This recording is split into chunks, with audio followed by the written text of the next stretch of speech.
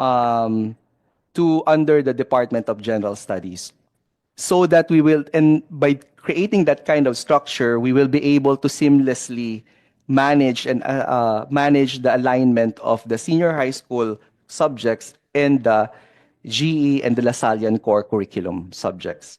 So that's one of the approaches that we did.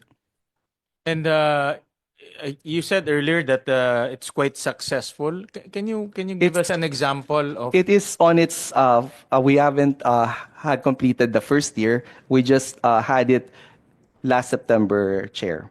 Okay. And why do you think it's fruitful? You said it's a fruitful move. We're seeing that by doing that, we'll be able to further the alignment, because when the departments are offering this subject separately, the silo mentalities of disciplines, structurally, we will be able to address those challenges. That's one. And there's better alignment in terms of competencies, the subjects that have to be offered.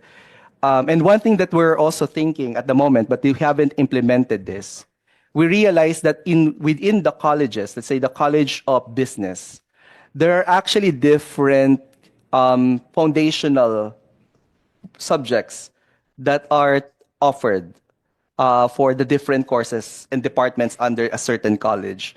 So we were actually thinking of coming up with a common foundations, for example, for all computer science programs, so that we can also bring this to the level of the senior high school.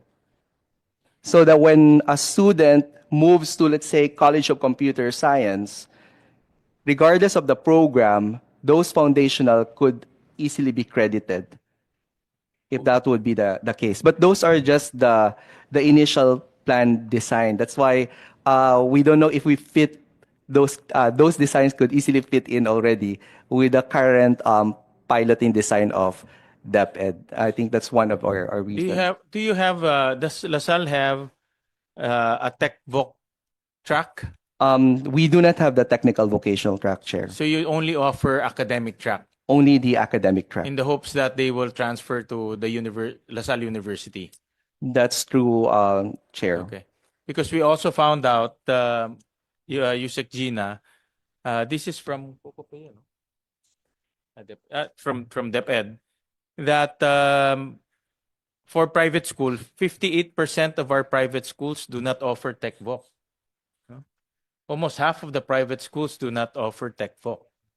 So I think the thought process here also is investing in tech voc, kasi tech voc offering the academic track and the tech voc track takes two investments. That's correct. Since majority of the students are thinking of going to college anyways, so most of the private schools probably decided just stick with academic because you're just investing in one track. No? Yes. Tech voc is more expensive than academic because of the equipment and specialization. No? So that's something to consider as well, because I'll show a slide. Number of people going to college. CSB. Because, and Carol showed this earlier that 70% of our students are pursuing college degrees. We'll show in a PIDS study 2019, it's 76%, 74% of students who took the academic track will pursue college, and then 76% in TVL track will pursue college. But there's a later study, this is a tracer study by DepEd, that, where's the next one? That 82% of senior high schools actually went to college, no?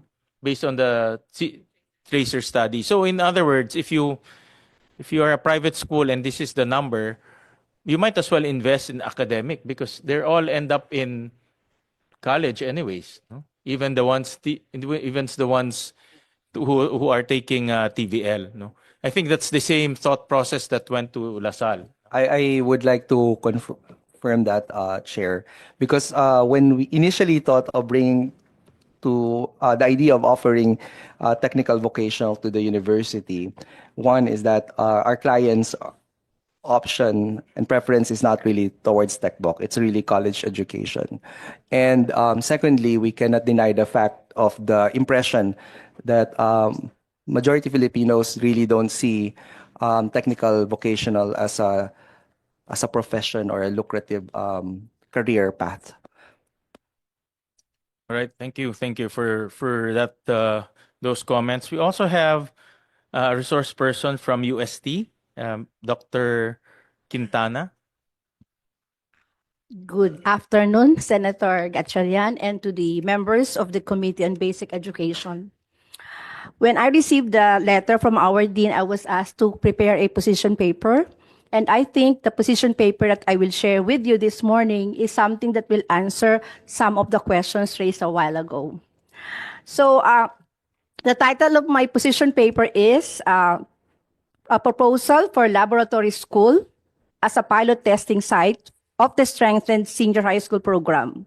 Because I am here as a representative from the College of Education, and at the same time, I am the principal of the laboratory school of the College of Education, which is the training ground of teachers, future teachers of basic education.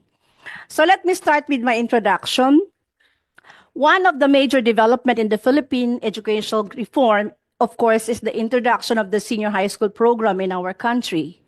But nevertheless, this needs refinement and changes as time passes by in order to maintain its relevance in preparing Filipino youth in a competitive and globalized 21st century environment.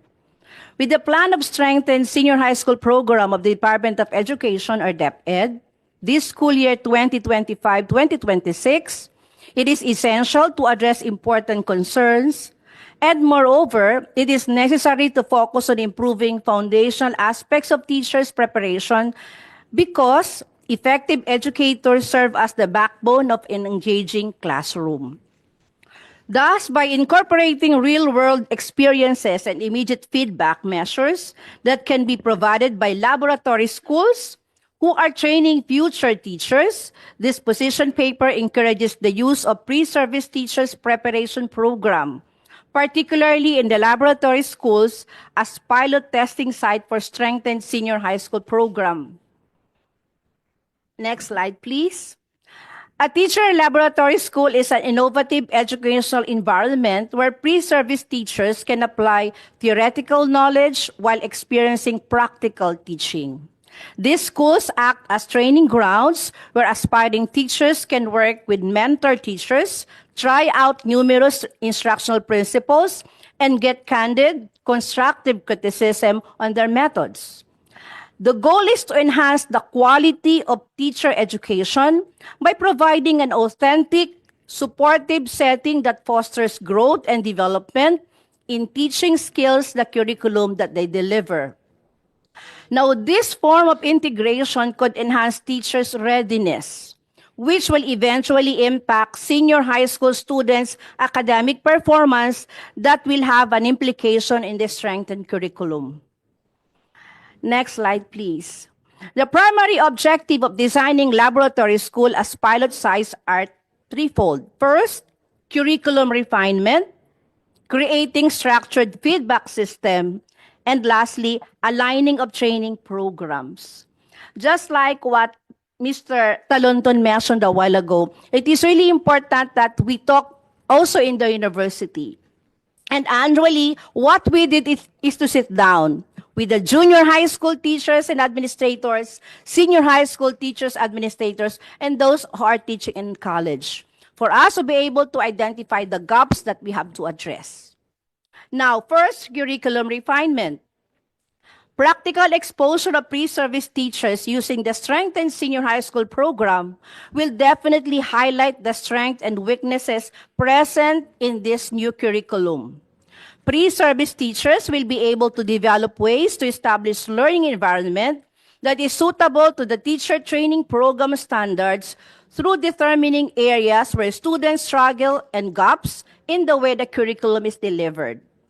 Feedback from supervising teachers who are constantly observing the delivery of the lesson, who are mentoring pre-service teachers, is very crucial in